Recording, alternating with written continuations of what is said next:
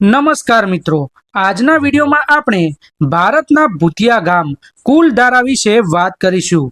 રાજસ્થાનના જેસલમેર નજીક આવેલું કુલધારા ગામ સંપૂર્ણ રીતે ખાલી કહેવામાં આવે છે।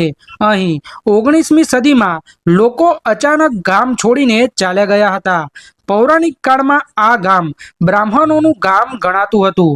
કથાઓ અનુસાર જૈસલમેરના દીવાનને આ ગામના એક બ્રાહ્મણની દીકરી સાથે લગ્ન કરવા હતા, પણ ગામવાળાઓએ તેના વિરોધમાં ગામ ખાલી કરી દીધું અને શ્રાપ આપ્યો કે આ ગામમાં ક્યારેય કોઈ પણ વસવાટ નહીં કરી શકે।